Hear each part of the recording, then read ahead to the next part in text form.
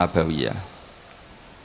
Didawakan dening para ulama, setiap kata waris di Quran untuk ahlul khairi, maka maknanya itu wirasah ilmiah. Misalipun wonten ayat wa waritha Sulaiman Dawud wa qala ya ayuhan nasu 'allimna mantiqat thairi wa utina min kulli syai'. Sulaiman mewarisi Dawud, maknanya fil ilm. Begitu juga ketika Nabi Zakaria donga fahabli min ladunka waliya yarithuni wa yarithu min ali Yaqub. Saya kasih turunan ya Allah yang bisa mewarisi saya dan mewarisi keluarga besar Yakub. Fil ilmi, dalam urusan ilmu. Sehingga kula sangat berharap dan insya Allah mesti kabul zuriyah saking umumipun Mbah Sambu, khususipun saking Mbah Dawi. Sedanten maris saking Mbah Dawi itu fil ilmi. Cek ilmu tasawuf, cek ilmu fikih, cek ilmu politik. Pokoknya sementing niku ilmu. Karena saat niki kathah tiang nganggep waris niku namung waris maliyah utawi waris-waris kebesaran. Kula sangat emut, kula ini termasuk pendokumen fikih-fikihipun Mbah Dawi, karena selain beliau pernah mbah saya juga saya murid Mbah Mun yang sering cerita tentang fikihnya Mbah Dawi, Mbah Maksum dan fikih-fikihnya Mbah Muhaimin. Sehingga kula gadah data-data fikih yang valid ingkang saged kula aturaken teng mriki. Kenapa saya cerita ini? Karena niki wonten Le Aska ingkang bin Akhfas bin Hamid bin Bedawi saterusipun dugi Mbah Sambu. Semua niku gadah khazanah fikih sesuai zaman masing-masing. Kula tesemut Abdul Hasan Asyadzili ngendikan api-api ibadah sirri, ibadah sing ora ketok. Tapi masalahnya ahlul ma'asi azharu ma'asiyahum. Orang-orang maksiat itu, kalau maksiat itu di depan umum ngedeng. Maka kata beliau, fa'alinu ya ahla ta'at ta'atikum. Maka kalian yang taat harus menampakkan ketaatan kalian. Ini penting kalau aturaken, kalau sering guyon teng pundi-pundi. Kalau banyak TKI ke Jepang, ke Korea atau ke Taiwan, itu mereka tahu penyalurnya karena ditulis. Penyalur tenaga kerja ke Korea, ke Jepang, ke Taiwan, dan mereka berbondong-bondong ke sana. Harusnya santri-santri alumni Al-Wahdah juga ditulis saja penyalur kebaikan, konsultan pondok Al-Wahdah, tulis saja ahli Fathul Qorib kelas medium. Nanti kalau bab yang nggak bisa tulis saja maaf hanya bisa bab sholat. Sehingga nanti orang yang mau konsultasi itu tahu tempatnya. Selama ini orang-orang soleh itu terlalu sopan sehingga tidak diketahui. Coba misalnya jenengan istrinya mau kelahiran, nggak ada tulisan bidan, itu nyari ya kesulitan. Dokter-dokter itu terang-terangan dokter umum, kalau merasa pinter ditulis dokter spesialis.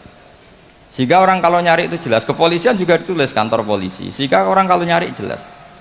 Sekarang problemnya orang-orang alim itu tidak mau menampakkan kealimannya.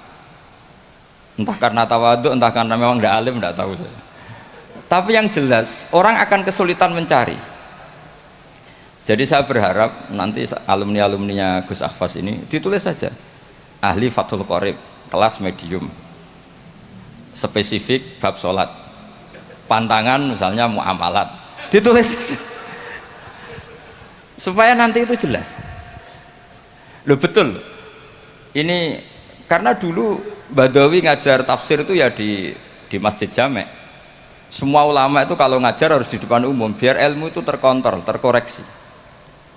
Dulu tidak ada ulama yang sembunyi-sembunyi, tidak ada. Imam Bukhari menjadi alim gitu itu diuji 100 ahli hadis di depan umum. Nggak boleh ilmu sembunyi-sembunyi. Karena ilmu itu butuh diuji. Ilmu medis ya gitu. Kalau kamu ingin gelar doktoral juga ada munakosah, ada ujian terbuka. Nah sekarang ketika yang nampak itu orang-orang yang tidak ahlul ilm, karena ada medianya, kemudian kita sudah ketinggalan jauh. Saya punya cerita karena kemarin saya di Korea 7 hari. Saya diceritain begini, Pak Gus, menang kalah itu sementing diterangno. Karena kalau nggak dijelaskan itu bahaya. Singkat cerita ada cerita begini, jadi orang Korea itu kalau ada orang mau sholat dan majikannya baik itu ditawarin gini, apa saya belikan patung? Karena mereka tidak bayangkan satu ibadah kok tidak ada apa patungnya. Itu saya punya teman termasuk jajaran orang Garuda, itu sholat di mall, ya di mall di Korea. Itu security langsung nelpon polisi, Pak polisi di sini ada ritual teroris. Jadi kalau namain sholat itu ritual teroris. Pertanyaannya adalah sejauh mana kita punya media untuk menjelaskan ini sholat, ini zakat, ini haji.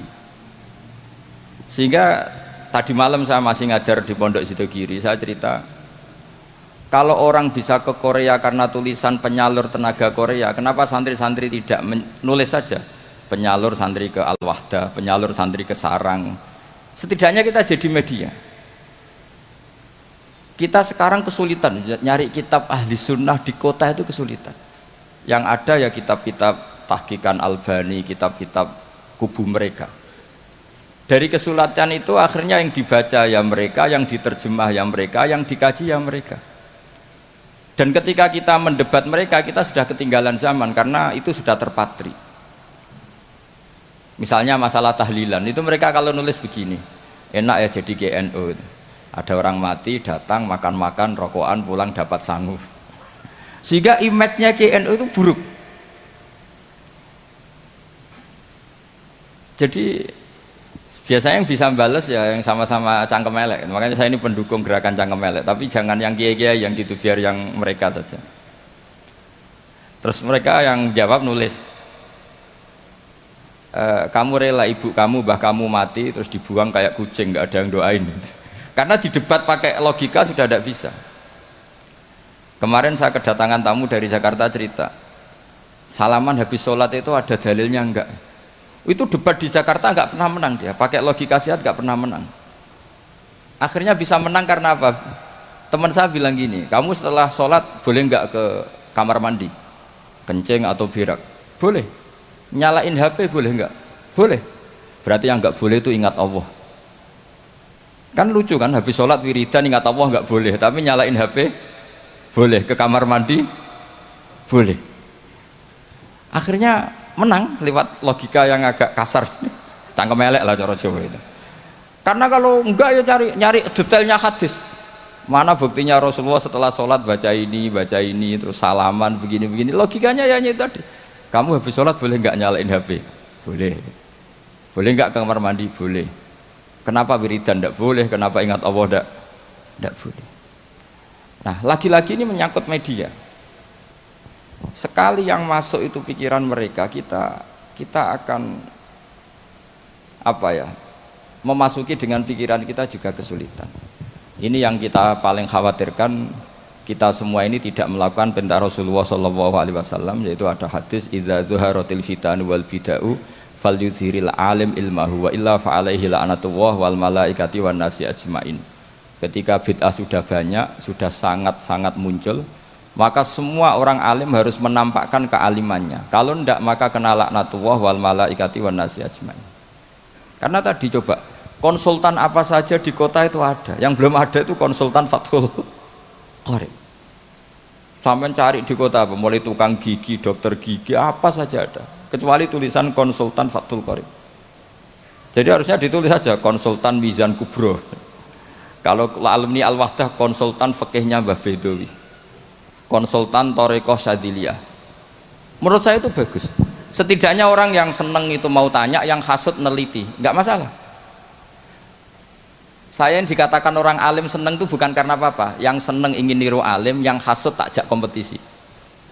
Ben seru. Sehingga dua-duanya baik menurut saya, karena tadi yang seneng biar niru, yang hasud dijak nopo kompetisi. Tak suruh baca di depan saya. Ini penting saya utarakan karena sekarang itu masya Allah betul. Saya termasuk orang yang apa ya, bangga dengan tradisi lasem. Karena hubungan dzurriyyah tadi, dzurriyyatan ba'duha min ba'd itu kental sekali. Kenapa saya bangga? Karena Mbah Mun juga gitu. Mbah Mun tuh bangga betul dengan mbah-mbahnya, dengan leluhurnya. Saya pernah ditanya sama seorang alim, Gus, apa dalilnya orang tasyarruf bisyarofil ansab?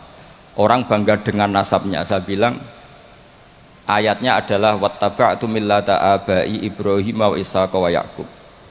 Nabi Yakub, Nabi Ibrahim, Nabi Ishak itu adalah leluhurnya Nabi Yusuf. Sebetulnya beragama Islam itu ya berdasar agama Islam itu agama yang benar. Tapi kata Nabi Yusuf, wattaba'tu millata abai, saya mengikuti cara beragama mbah-mbah saya. Yaitu beliau menghitung mulai Ibrahim, Ishak, Yakub. Karena Yusuf bin Yakub bin Ishak bin Ibrahim. Nah, kenapa niru agama ini harus ada masternya? Saya ngaji di Jogja, padahal Jogja itu kota yang jarang menerima wasilah. Saya bilang begini, saya masih ingat betul dawuh Mbah Mun itu. Pangeran itu ora mangan ra ngombe. Pangeran itu la yakul wala yasrob wala yanam dan seterusnya. Sehingga kebaikan itu tidak bisa niru Allah, karena Allah ini qadim, Allah itu enggak tertirukan, karena Allah itu mukhalafatul hawadis. Yang bisa ditiru, yang bisa ditiru itu ya makhluk.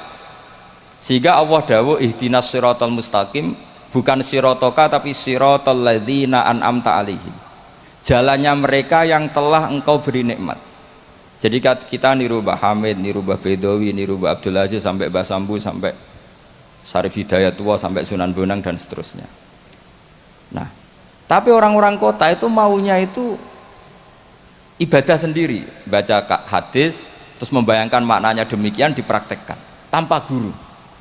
Makanya kemarin ada rame-rame masalah milkul yamin itu korban belajar tanpa apa? Guru. Nah, mereka itu sebetulnya orang-orang yang masih kosong. Ketika kita bilang dalilnya pakai guru, ya Fatihah itu ihdinas siratal mustaqim siratal ladzina an'amta alaihim, jalannya mereka yang telah engkau beri nikmat. Nah, karena kalimatnya adalah an'amta, yang telah engkau, maka kemungkinan terbaik memang niru orang yang sudah meninggal, karena terbukti husnul khotimah, tidak terkontaminasi macam-macam. Tapi kalau niru yang masih hidup itu kan nggak ada jaminan nanti stabil, enggak, karena ya manusia itu harus setelah terkenal terus setelah punya jabatan mungkin agak-agak rubah ya macam-macam. Jadi ini penting saya utarakan, sehingga sebetulnya Islam kota, saya ini merasakan dakwah di Islam kota itu ketika kita punya dalil, ya tadi dalilnya wasilah apa, dalilnya mengikuti guru apa. Sementara ini kan santri-santri hanya punya dalil mengikuti guru, dalilnya taklim muta'alim. Mereka dari awal anti taklim muta'alim, mereka tidak respect karena mereka orang-orang yang ya agak-agak liberal. Tapi ketika saya jelaskan dalilnya ikut guru sampai sanad ila Rasulillah adalah apa? Ihdinas siratal mustaqim siratal ladzina an'amta alaihim, mengikuti jalan mereka yang telah engkau beri nikmat. Mereka menerima. Karena tidak mungkin kita niru cara makannya Allah. Allah tidak makan. Kita niru guru-guru kita bahwa makan niatnya at-taqawi alal ibadah, niat supaya kuat ibadah. Kita nikah, niru para nikahnya orang soleh supaya ditaksiri ummati Muhammadin sallallahu alaihi wasallam, untuk memperbanyak umatnya Rasulullah sehingga banyak orang alim. Coba zuriyahnya Mbah Dawi saja berapa yang alim, ada Gus Naji, ada macam-macam. Zuriyahnya Mbah Umar, ada Pak Hamid Pasuruan, macam-macam. Sehingga kita nikah ngikuti ulama-ulama dulu. Ini murni litaksiri ummati Rasulillah, litaksiri sajidin, litaksiri roki'in, litaksiri da'ina ilallah. Sehingga kita ngikuti. Makanya terus kita ekstrim sekali punya kaidah man ta'allama bila syaihin fasayhuhu setan. Orang belajar tanpa guru, gurunya setan. Dan sekarang terbukti banyak penulisan-penulisan yang enggak karu-karuan, karena pasti usul-usulnya itu ngaji tanpa guru. Makanya dulu Mbah Hamid Bedawi itu masyhur, semoga ini enggak ditiru Gus Akhfas, ini kebaikan tapi enggak perlu ditiru, karena zaman era itu memang masih lazim kalau ada orang kuliah kok tentang keislaman itu kata Pak Hamid, ji anak sekolah ning ndi? Teng ITB, Mbah. Ya sadok ning ITB paling otak-atik sekrup. Tapi nak ning kono otak-atik agama. Jadi beliau itu lucu. Jadi kalau orang nasional itu malah beliau seneng kalau kuliah di listrik, di mesin, karena yang di otak-atik hanya skrup gitu. Tapi kalau orang-orang kebanyakan kok kuliah di yang berbau agama itu nggak boleh, karena takut yang di otak-atik itu agama. Itu menurut saya satu kearifan, tapi Gus Hafaz jangan niru itu, nanti orang banyak salah paham karena eranya berbeda. Tapi itu menurut saya itu satu kearifan, betapa arifnya guru-guru kita, mbah-mbah kita. Agama ini satu kebaikan, tapi tetap saja yang kelola harus orang-orang yang kredibel. Kalau ndak ya ndak karu-karuan. Saya ini termasuk tim tafsir.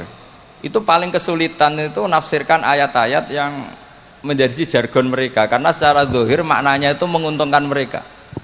Saya ulang lagi, karena secara zahir itu maknanya menguntungkan mereka. Sehingga saya dulu ketika ditawarin jadi tim tafsir di UII, saya bilang saya mau asal fikihnya diserahkan saya. Berapa persen Pak? Ya 100%, kalau tidak saya tidak mau. Kenapa demikian? Sekarang itu ada kelompok tekstualis, sehingga yang nggak ada di Quran ya halal. Misalnya Quran nggak mengharamkan tikus, mas, ya tikus berarti halal. Jadi yang nggak ada di Quran ya halal, kan kacau. Saya sering bilang ke mereka, nggak ada apa tidak tahu. Kalau nggak ada ya beda kalau sama dengan tidak tahu. Mereka itu kalau ngitung jumlah yang halal itu hanya pakai ayat kulla ajidu fima ukhiya ilayya muharraman ala ta'imi yatamu seterusnya itu. Tentu pengecualiannya hanya 3, hanya lahmal khinzir dan seterusnya, itu 3 itu tok. Tapi mereka tidak hafal bahwa di antara aturan umum Quran itu adalah wa yuharrimu alaihimul khobais, dan di antara ciri utama Rasulullah Muhammad adalah mengharamkan semua yang menjijikkan. Jadi tikus itu kira-kira kamu jijik enggak? Kotoran manusia jijik enggak? Kencing manusia itu jijik enggak? Ini sesuatu yang pasti haram karena termasuk apa?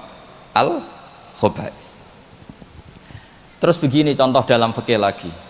Ini contoh terakhir, teman tenang saja. Di sini karena saya dipesan sambil nunggu Habib Anis ini. Orang menikahi mbaknya sekaligus nikahi adiknya kan tidak boleh. Al-jam'u bainal ukhtain. Jadi istri kamu pertama mbaknya sekaligus nikahi adiknya fi nikahin wahid, dalam nikah satu itu tidak boleh. Dan itu Quran hanya membicarakan itu, wa antajma'u bainal ukhtaini, di antara yang dilarang adalah menikahi mbak sama adiknya bersamaan. Andai kan itu diterjemah bebas, maka terus nanti ada ayat di berikutnya wa ukhillalakum ma wara'a dzalikum, selain itu halal semua. Kan nggak kebayang misalnya orang menikahi perempuan dan budenya, orang menikahi perempuan dan mbahnya, dengan alasan itu di Quran tidak ada. Maka saya berkali-kali bilang saya mau ikut tim tafsir asal fikihnya saya. Akhirnya ya saya terjemah wa antasma'u bainal ukhtain, dan tidak boleh mengumpulkan mbak dan adiknya. Saya tambahi sendiri dalam kurung juga perempuan dan budenya, juga perempuan dan bulenya, juga perempuan dan mbahnya, atau semua perempuan yang punya hubungan mahram. Harus ditambahi seperti itu. Karena dalam ilmu balaghah wa antasma'u bainal ukhtain adalah zikrul ba'di wa iradatil kul, menyebut sebagian. Jadi contoh haram adalah mengawini mbak dan adiknya. Itu hanya contoh saja, sebetulnya termasuk mengawini perempuan dan budenya, mengawini perempuan dan buliknya, perempuan dan mbahnya. Nah, cuma pikirannya Quran kan begini, yang potensi orang syahwat itu kan mbak sama adiknya, sama-sama cantik masih muda. Kan nggak kebayang misalnya Sri itu umur 17 tahun, kamu kawini bersama mbahnya yang umur 70 tahun.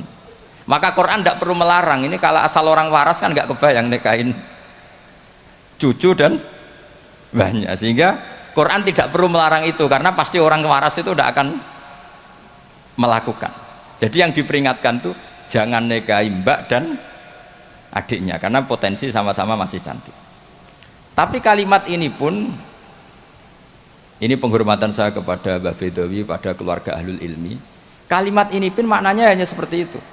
Maka Rasulullah ketika ayat itu turun langsung ngendikan, ditambahi wala bainal mar'ati wa ammatiha wala bainal mar'ati wa kholatiha. Begitu juga nggak boleh nikahi perempuan dan buliknya, perempuan dan budinya. Terus oleh ulama fikih ditambahi lebih umum, dua perempuan yang andekan yang satu lelaki itu tidak boleh nikah, maka dua perempuan ini tidak boleh dikumpulkan tahta rajulin wahid, di bawah satu lelaki. Berarti memasukkan perempuan dan mbahnya, perempuan dan saudara rodoknya, perempuan dan saudara musoharohnya. Nah sekarang bayangkan misalnya orang hanya baca Quran, Yang haram itu hanya nikahi perempuan dan adiknya atau perempuan dan mbaknya. Wa antasma'u binal ukhtain. Tapi kalau perempuan cantik, budenya cantik, nggak apa-apa lah bersamaan, kan tidak ada di Quran. Itu bisa celaka kalau seperti itu. Dan makanya saya berharap Pondok Al-Wahdah mengkader gimana supaya semua mufassir itu faqih. Jangan karena dia belajar lughat, misalnya sekolah kuliah adab, kemudian dia menekuni tafsir hanya berdasar dia punya otoritatif di dalam ilmu adab atau ilmu balaghah, ilmu sastra Arab. Itu bahaya betul. Makanya saya ini kampanye sebesar-besarnya supaya penafsir Quran itu syarat utamanya itu tahu fikih. Karena yang pokok dalam Quran itu fikih. Tanpa fikih itu tidak bisa. Saya punya sekian contoh. Dulu Imam Syafi'i mengatakan begini, orang yang tayamum karena nggak ada air, syaratnya itu tolabul ma', mencari-cari air. Setelah mencari-cari baru boleh tayamum kalau ternyata nggak ada air. Ketika ditanya, mat dalil ala dalik, lalu dalilnya apa? Imam Syafi'i jawab, falam tajidu ma'an. Kemudian mereka tidak menemukan air. Terus kata beliau, la yuqalu liman lam yatlub lam yajid. Dalam bahasa tidak mungkin orang yang enggak pernah mencari kemudian dikatakan tidak menemukan. Di mana-mana tidak menemukan itu setelah mencari. Jadi semudah itu kalau orang alim menafsirkan Quran.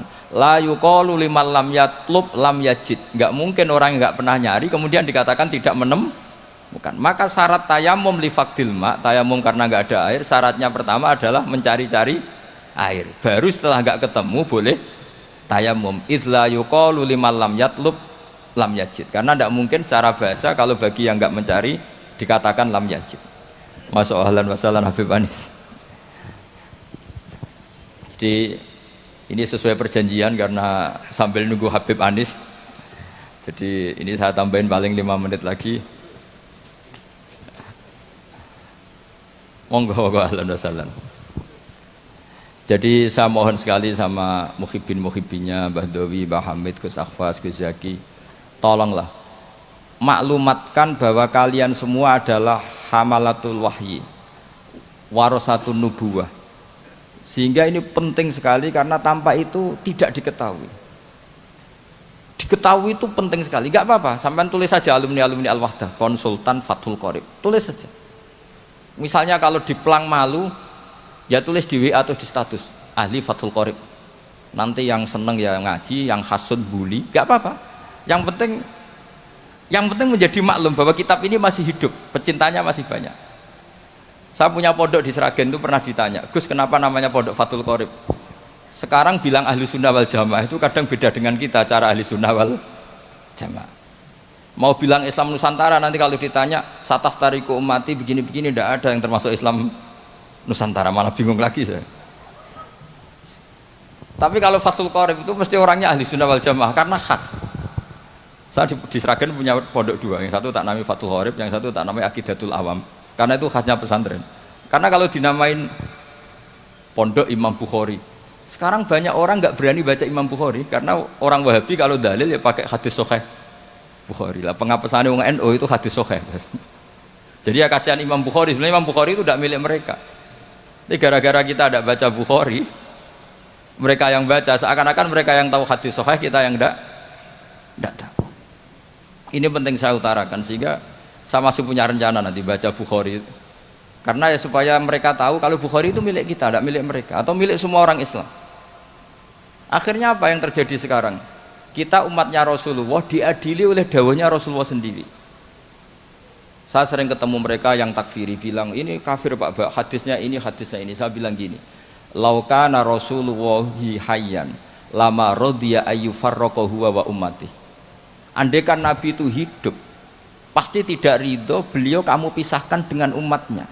Kamu mengkafir-kafirkan orang lain berdasar hadisnya Kanjeng Nabi. Itu artinya kan apa? Nabi kamu pisahkan dengan umatnya berdalil dawuhnya Nabi sendiri. Kebayang nggak kamu memisahkan Mbah Dowi dari santrinya berdasar dawuh Mbah Dowi sendiri? Semua nabi, semua kiai, semua wali itu asadun nasi syafaqatan li ummatihim. Orang yang sangat sayang kepada umatnya.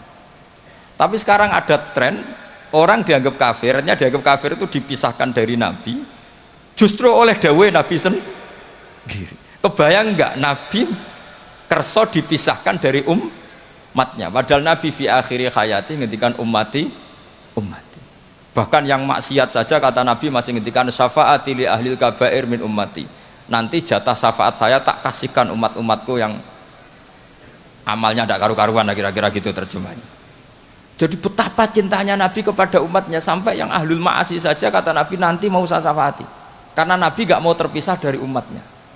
Sekarang banyak hadis sahih yang justru dipakai sebagai alat pemisah bainahu wa baina ummati, antara Nabi dan umat. Maka santri Al-Wahdah ini harus kuat, semua kita harus kuat. Semua kita harus kuat.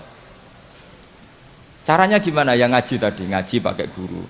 Sekarang alhamdulillah kan banyak gus-gus besar yang misalnya jenengan gak menangi Said Muhammad, ada Gus Naji, ada Gus Ro'ub, ada Gus Kamil, ada Ali Akhfas, gak menangi Habib Zain.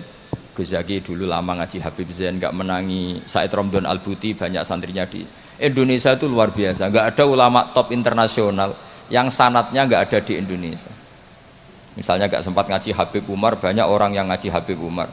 Keluarga besar Solo, keluarga besar pondok-pondok banyak ngaji Habib Umar. Jadi Indonesia itu gampang sekali ngakses sanad-sanad kelas dunia. Apalagi Musnidul Alam itu juga orang Indonesia, Syekh Muhammad bin Isa Al-Fadani. Jadi kalau orang Indonesia tidak pinter tuh kebangetan lah, kira-kira seperti itu. Karena gampang sekali ngakses sanad-sanad itu. Tapi sanad ini pula yang mulai hilang dari pondok-pondok pesantren, jarang yang mau menekuni. Makanya saya ingin sekali bahwa sanad-sanad ini terus kita jaga, karena setelah sanad ini terjaga, itu gampang sekali melogika kebenaran. Kayak saya berkali-kali bilang, masa orang kafir 70 tahun menjadi iman gara-gara la ilaha illallah, tapi kemudian kalimat yang sama menjadi kalimat kekafiran kalau kamu bacanya di kuburan. Jadi kalau orang NO tahlil ini kafir, jaluk kuburan. Itu kata Said Muhammad dulu kalau guyon masyhur itu. Mbok takoki sik, ndekne jaluk kuburan apa malah ndongakno kuburan? Padahal doanya kan malah Allahumma firlahu wa afi wa'fu anhu. Justru kuburan ini yang didoain, tapi mereka lihat dari jauh, karena begini dikira kita minta kuburan, padahal hakikatnya kita mendoakan yang ada di kuburan. Ini secara teori penelitian sudah gagal. Wong neliti saja tidak mau, observasi saja nggak mau. Coba kalau mereka neliti, ternyata mendoakan yang ada di kuburan, bukan minta kuburan. Semua orang NU misalnya kalau ziarah doanya gimana? Allahumma maghfir li sayhina, Allahumma maghfir li ummina, Allahumma maghfir li abina. Itu minta kuburan apa mendoakan mayit yang ada di kuburan? Mendoakan. Tapi mereka menuduh kafir, katanya kita minta sama kuburan, karena melihatnya dari jauh. Karena begini dilihat dari jauh, oh minta kuburan kan gitu. Ini secara penelitian kan sudah kacau.